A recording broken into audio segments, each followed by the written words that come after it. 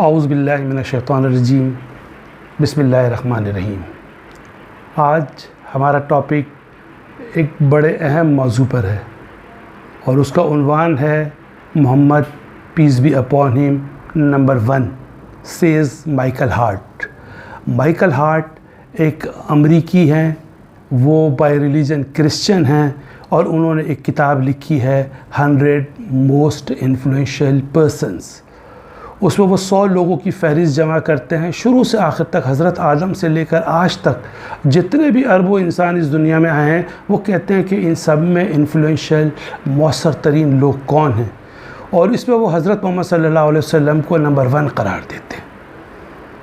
America में पैदा होने वाले एक क्रिश्चियन वो हज़रत ईसा को तीसरे नंबर पर रख रहे हैं।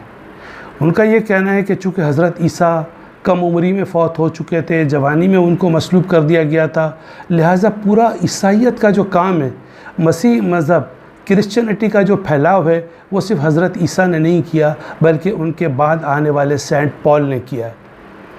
माइकल हार्ट सेंट पॉल को 6ठे नंबर पर रखते हैं। वो एक साइंसदान न्यूटन को दूसरे नंबर पे रखते हैं और जो गौतम बुद्ध हैं उनको 4थे नंबर पे रखते हैं। अब सवाल ये पैदा होता है कि हज़रत मोहम्मद सल्लल्लाहु अलैहि वसल्लम को नंबर 1 रखने की वजह क्या है।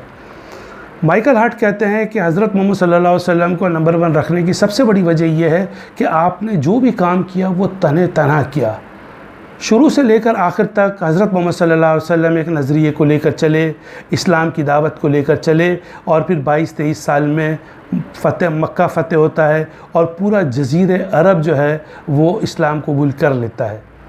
तो दुनिया की तारीख़ में बहुत कम लोग ऐसे हैं जिन्होंने तना एक काम की इब्तिदा की और उसको एंड तक पहुंचाया।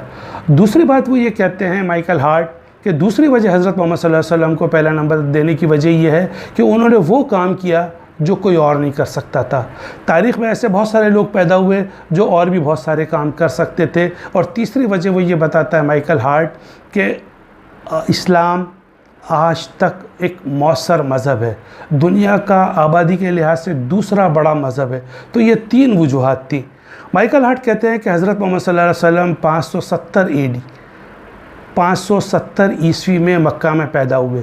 उस वक्त मक्का कोई तहज़ीब और सकाफ़त के लिहाज से कोई बड़ा मरकज़ नहीं था।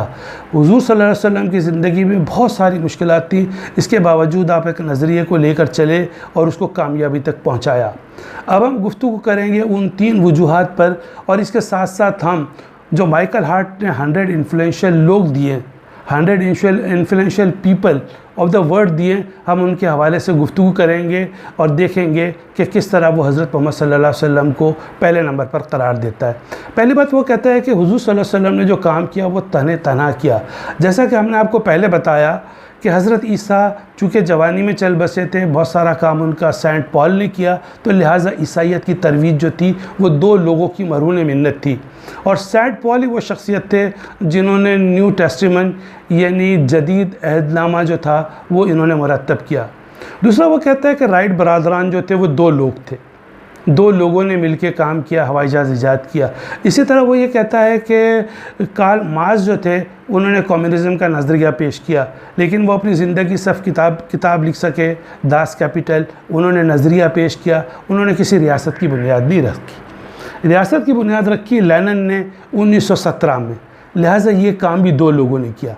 आगे चलकर माइकल हार्ट कहते हैं कि बहुत सारे काम ऐसे हैं जो बहुत सारे लोगों ने मिलकर किए, जिसमें हम किसी एक या 2 को क्रेडिट नहीं दे सकते। वो कहता है कि जैसे गोला बारूद थी, बहुत सारे लोगों ने ईजाद की, आज़ादी निस्वा की तहरीक थी, बहुत सारी ख़वातीन इसमें थी। इसी तरह हिंदू मज़हब की तरवीज, इशाअत और उसका आगे बढ़ना बहुत सारे लोगों ने किया, हम 1 या 2 लोगों को इसका क्रेडिट नहीं दे सकते। दूसरी बात वो कहता है कि वो काम था जो हज़रत मोहम्मद सल्लल्लाहु अलैहि वसल्लम ने किया जो वो कोई और नहीं कर सकता था। इसमें वो ये मिसाल देता है कि कोलंबस से अमेरिका दरियाफ़्त किया, अगर कोलंबस अमेरिका दरियाफ़्त ना करता तो कोई और कर लेता। दूसरी बात वो कहता है डार्विन, चार्ल्स डार्विन ने नज़रिया इर्तिक़ा पेश किया। नज़रिया इर्तिक़ा यानी इवोल्यूशन थ्योरी, अगर डार्विन पेश ना करता कोई और पेश कर देता। तीसरी बात वो ये कह रहे हैं कि रेडियो जो था वो मार्कोनी ने ईजाद किया, अगर रेडियो मार्कोनी ईजाद ना करते तो कोई और कर देता। इसी तरह वो कहते हैं वास्को डी गामा ने रास्ता बताया यूरोप से हिंदुस्तान तक का, समंदरी रास्ता, बहरी रास्ता।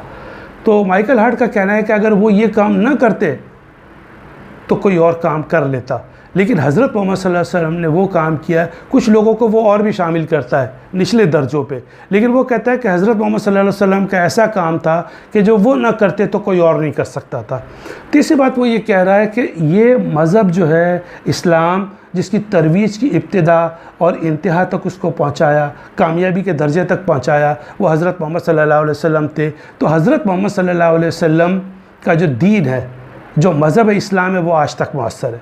हम देखते हैं कि हिंदुस्तान, पाकिस्तान, ईरान, अफ़गानिस्तान और इससे अगर आगे चल के हम देखें तो middle east, Africa, Malaysia, Indonesia, बेशुमार ममालिक है, बांग्लादेश, बेशुमार ममालिक ऐसे हैं कि जहाँ इस्लाम की तरवीज है और आज भी 50 से ज़्यादा इस्लामी रियासतें हैं और 1.5 अरब के लगभग मुसलमान पूरी दुनिया में मौजूद हैं। तो ये हज़रत मोहम्मद सल्लल्लाहु अलैहि वसल्लम की वजह से है, उनका कारनामा है। फिर वो 52वें नंबर पे हज़रत उमर रज़ी अल्लाह अन्हु को रखता है।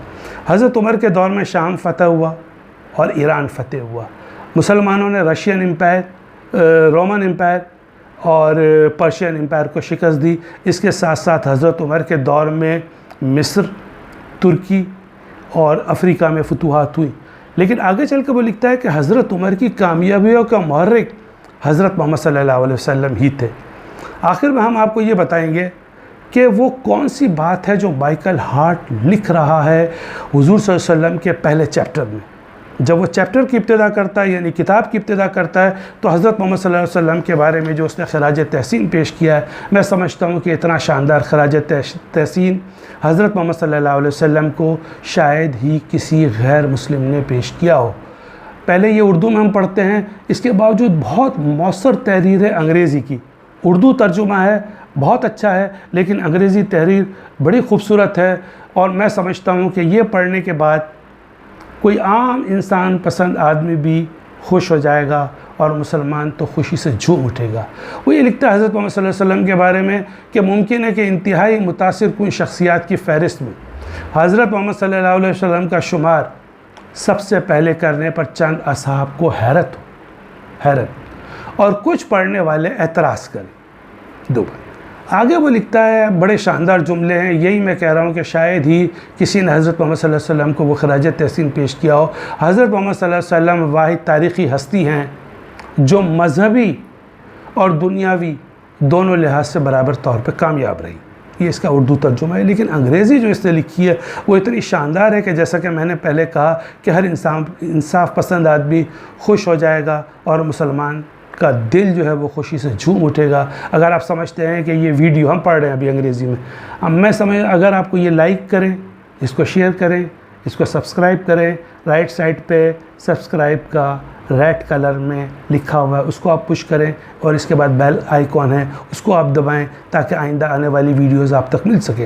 अब आप देखें कि मुसलमानों के लिए खुशी का लम्हा है कि एक ईसाई 1978 में उसने किताब लिखी, 28 साल की रिसर्च, 1950 से लेके 28 साल की रिसर्च। माइकल हार्ट एक मैथमेटिशियन, अमेरिका में वो पैदा हुए। 1978 में तकरीबन 20 करोड़ 20 लाख नहीं 20 करोड़ ईसाई थे और 60 लाख यहूदी थे, और वो हज़रत मूसा को 15वें नंबर पे और हज़रत ईसा को 3रे नंबर पे रखता है और हज़रत मोहम्मद सल्लल्लाहु अलैहि वसल्लम को वो पहले नंबर पे रखता है। तो ज़रा देखें कि वो कहता क्या है। कहता माई चॉइस इज़ मोहम्मद सल्लल्लाहु अलैहि वसल्लम to lead the list of world most influential person may surprise to some readers and may be questioned by other, कुछ लोग एतराज़ भी करें, but he was the only man in the history का मतलब हिस्ट्री ऑफ मैनकाइंड, यानी हज़रत आदम से लेकर अब तक जो अरबों इंसान गुजरे हैं, he is the only man in the history who supremely successful। अंग्रेज़ी में शायद ये लफ्ज़ मैंने अब तक नहीं सुना, या तो सुप्रीम का लफ्ज़ होता है या सक्सेसफुल का लफ्ज़ होता है। ये हुज़ूर सल्लल्लाहु अलैहि वसल्लम के बारे में कहता है, वो supremely successful on both religious and secular level, दीनी लिहाज से भी और दुनियावी लिहाज से भी। तो मुझे उम्मीद है कि आज की ये वीडियो आपको पसंद आएगी। एक बार फिर आपसे गुजारिश है कि आप इसको लाइक कीजिए, इसको शेयर कीजिए और इसको सब्सक्राइब कीजिए। बहुत शुक्रिया।